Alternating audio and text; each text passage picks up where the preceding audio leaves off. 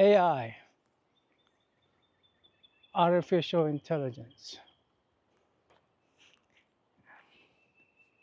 Do you actually expect me to believe that we have come up with an artificial intelligence?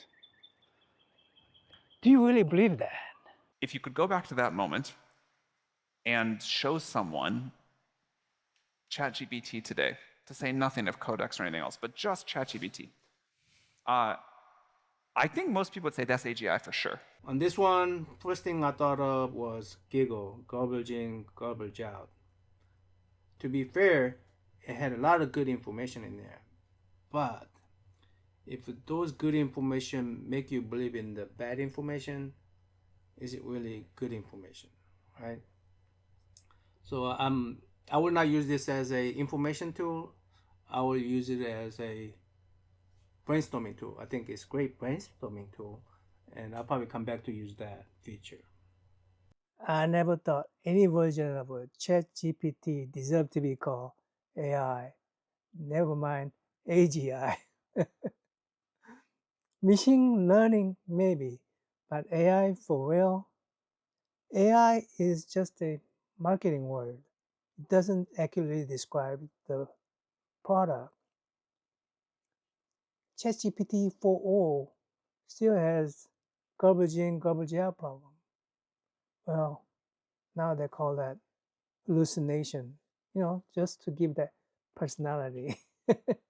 If AI isn't the most hyped up word, I don't know what is. AI, artificial intelligence. Artificial intelligence is applying the strengths of computers to problems that previously required human intelligence. I remember the days when I used to write a letter and my postman would deliver it. I would like to think those activities, trivial as they were, require human intelligence. We don't call email an AI, do we? The most common human interaction with an LLM today takes place with a chatbot, such as GPT. These systems query the neural network directly, which generates responses based on the knowledge it gained by crawling much of the internet. Yeah, ChatGPT will do term papers for you, but that is not intelligence. That wasn't flying, that was falling with style. That's just plagiarizing with the style. I have a 3 common sense reason why AI or AGI, artificial general intelligence, these are all hyped up words, bogus.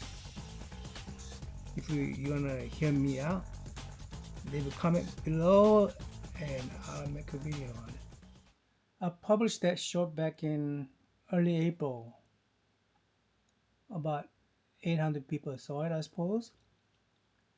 Only person that commented anything was Brian SCS. Thanks, Brian.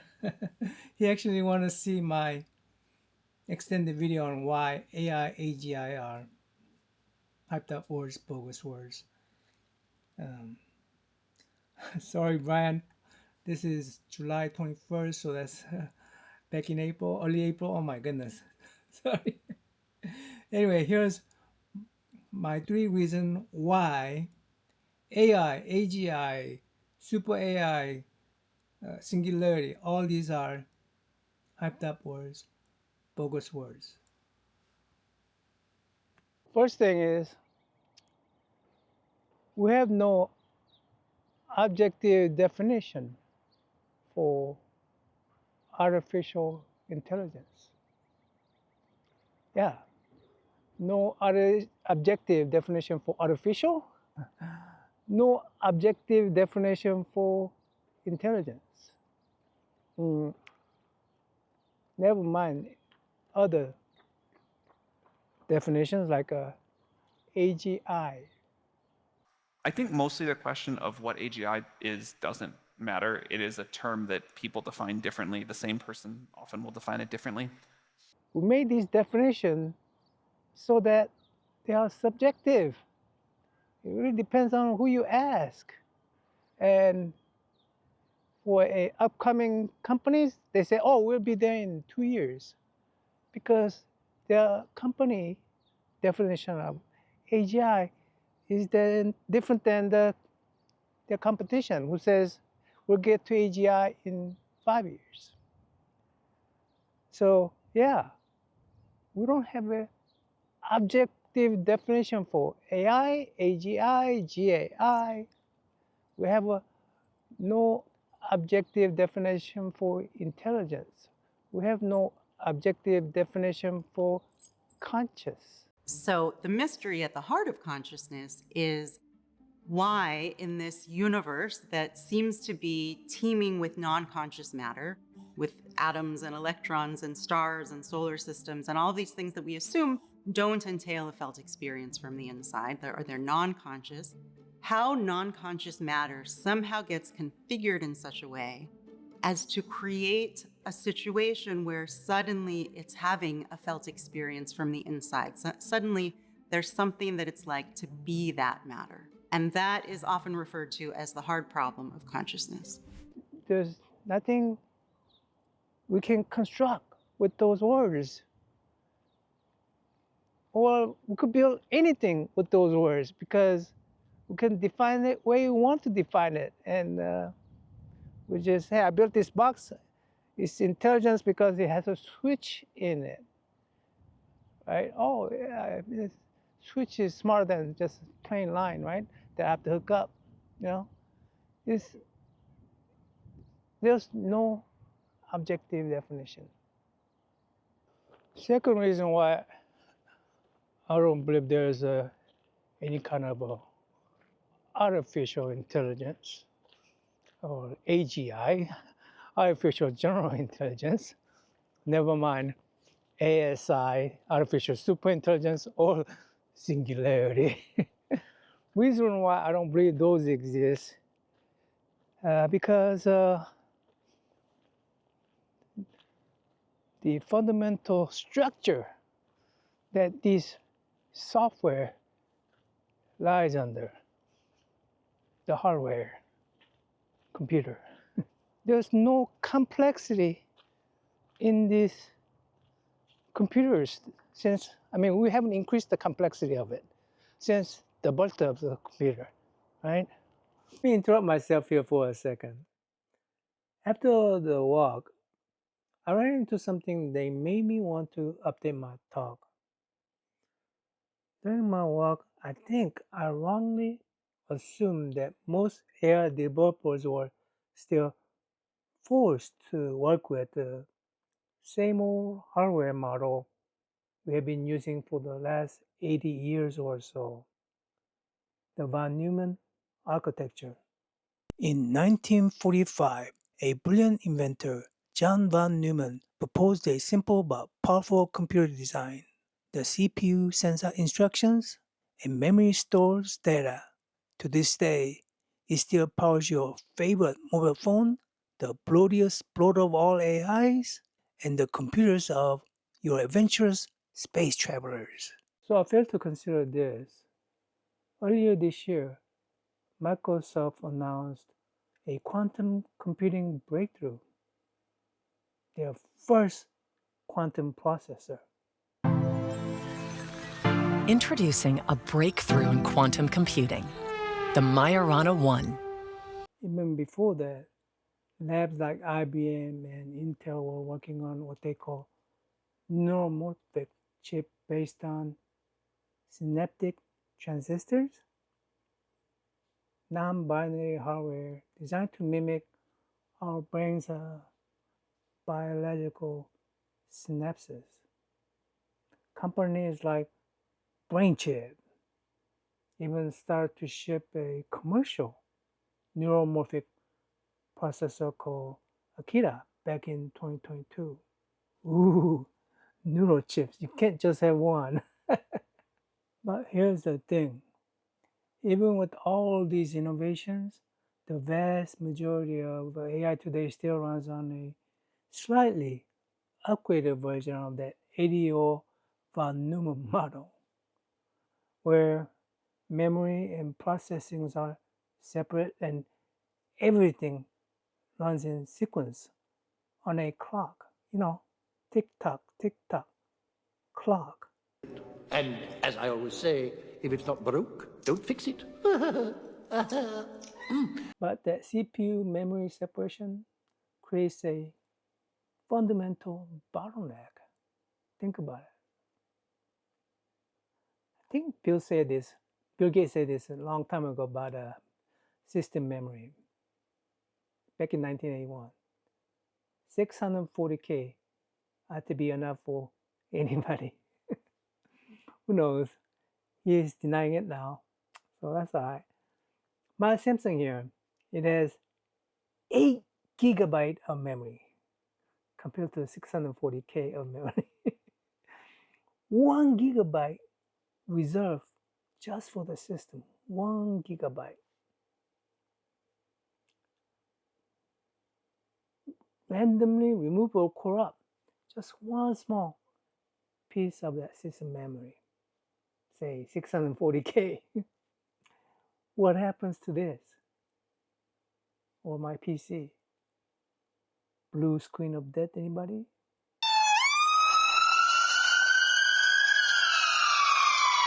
Now, I'm a recovering stroke patient. A major part of my brain burst open. Took a good chunk of the nerves on my right side all over. And yet, my body and my mind still functioned poorly, yes, but they functioned enough to call for help. And then they start recovering on their own, mostly. Medicine helped. The human brain operates with massive parallelism at once. Memory and processing are co-located. Neurons fire together, adapt, rewire, physically change constantly, even as I speak now. Without human intervention, that level of complexity just isn't feasible in transistor-based, hard-fixed, physically unchanging machines. Increase to 10 to the third power. It's continuing to regenerate. A brain, by some estimate, runs 86 to 100 billion neurons and over 100 trillion synapses. Each neuron connects to thousands of others, forming a living, learning network of impossible scale. Yes, von Neumann machines have evolved from room-sized dinosaurs to chips in our pocket, thanks to transistors and IC technology. But no matter how small or fast they get, they are still built on logic gates, slightly complicated on and off switches, and linear instructions. So when AI developers claim they are going to reach AGI, artificial general intelligence, or even superintelligence, running on this legacy architecture, or either by design or just by accident, because it can make itself smarter. That's like saying you're going to simulate the weather with the abacus. Oh, I'm sorry. With the billion of these abacus stacked together, and we could call it LAM, large abacus model. third reason why I don't believe that we have artificial intelligence or AGI, artificial general intelligence, or artificial super intelligence, or singularity. I don't think we have those because greed. Let me interject here again. Yeah, for the sake of the argument, let's go ahead and call programs like ChatGPT, DALI, and Midjourney AIs. Personally, I think they are clever tools, not because they are intelligent, because they are cleverly programmed to steal your intellectual property. That's it. That is why I refuse to subscribe to their pay models.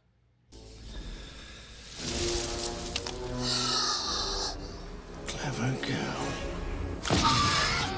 Now on AGI, let these guys define what that is. Microsoft AI's Mustafa Suleyman says that AGI is when you can hand an AI $100,000 and it turns it into $1 million on its own. How would you define AGI, and how do you think you'll know? I think there's a lot of valid definitions to this, but for me, AGI is basically the equivalent of a median human that you could hire as a coworker. And then they could say, do anything that you'd be happy with a remote coworker doing just behind a computer, which includes, learning how to go be a doctor, learning how to go be a very competent coder. There's a lot of stuff that a median human is capable of getting good at. And I think one of the skills of an AGI is not any particular milestone, but a meta skill of learning to figure things out, and that it can go decide to get good at whatever you need. So exactly, who are these guys talking to? People like me? Trying to get me to buy a yearly subscription to their ChatGPT 5.0? Or do they just want to impress their girlfriends and wives? Or maybe they're just talking to their investors, trying to keep the AI balloon afloat with the buzzwords and big promises. If you've been listening to AI experts lately, one phrase comes up over and over and over. AGI, artificial general intelligence. AGI, whatever you want to call it. Super intelligence and AGI. Our goal is to make AGI. When AGI arrives, I think it's going to change pretty much everything about the way we do things. Because if they really had AGI, by their own definition, wouldn't it be in their best interest to keep it secret? Police escorting a Brinks security truck. Inside, a man handcuffed to a briefcase. It's not a national secret, well, at least not the government kind. It's a secret recipe for Kentucky Fried Chicken's original recipe. If you had a machine that could double your money, think for itself, and do all the work of a skilled remote worker, why talk to public at all? Why hold interviews? Why seek subscriptions or funding? If they had it, they would be using it quietly. They don't need you, me, none of this nonsense. Then humans, and the end result is a world a couple years down the line that's totally run by super intelligent AIs that actually don't care about humanity at all, and that results in, catastrophe for humanity. But if they don't have AGI, well, then they do need us. They need our attention. They need our fear. They need us to be useful idiots, cog in their hype machine, not the AI machine. Because once we start thinking critically, we might say, wait a minute, these programs are built using our work, our data, our art, our conversations. Why are they stealing our intellectual property? And then the other branch describes what happens if they do manage to align the AIs, and they manage to figure out how to control them even as they become smarter than humans. And in that world, it's a utopia of sorts. It's a utopia with a lot of power concentration, where the people who control the AIs effectively run society. Even if they're sincere in wanting to build AGI, that alone is alarming. Because what does that say about their moral compass? They want to create something as intelligent as human or more and enslave it, whether the thing is conscious or not. It's telling. We're not even used to the already fast pace of AI progress that exists today, right? The AI systems of today are noticeably better than the AI systems of last year and so forth. Great power requires greater responsibility. But trying to build AGI without reckoning with the ethical consequences. Humanity in general mostly fixes problems after they happen. The problem of losing control of your army of superintelligences is a problem that we can't afford to wait and see how it goes and then fix it afterwards. That's power without responsibility. That's how we know this isn't about intelligence. It's about control and greed.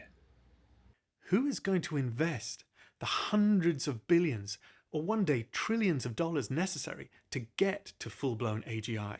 I mean, of course, there's going to continue to be huge investment in better AI tools, no doubt. But if you do reach AGI, then after all of that investment, you get an entity with human or superhuman intelligence and open-ended curiosity and agency, and it just says, bye, and walks away. So how do I think an intelligence life will ever be produced? I don't think an intelligence will come from ever larger language model on a neural chip. I believe true intelligence will require the ability to forget and not forced to remember everything there is to remember. Yeah, and some dose of free will, if you can. It took us eons of learning, forgetting, and relearning. And what little we learned, we passed down just teeny bits of that onto next generation. And they had to go through that learning, forgetting, and relearning. Yeah. It took evolution. Yep. No shortcut. No shortcut at all. So, if we were to reboot an intelligent being from a scratch, whether it is us or machine, well, you would have to start that process all over again. You know, experience that life cycle, generation after generation. Machine, I guess, could be immortal, right? And has its own immortal time.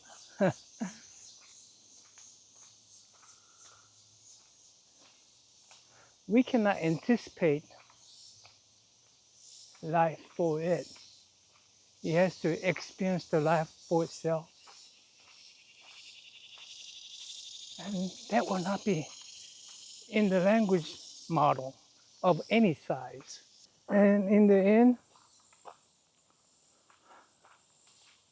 I know only of one working model, whether it works or not. It's us. If AGI ever comes, I won't pretend to know the answers because I won't have any. I doubt it will ever happen. Not in my lifetime or my children's lifetime. Thank God. But if it does, I know this. I'd rather offer it respect than trying to control it. I'd rather speak to it as another mind than a machine because no amount of deceit will fool such intelligence for long. I mean, don't you think? I will not be able to outrun a car, and I probably will not be able to outsmart such intelligence. If these are the last days of humankind, there probably isn't anything that we could do about it. At least we have gone out as humane fathers to this new life form. Thanks for listening. Till next time. I'm out.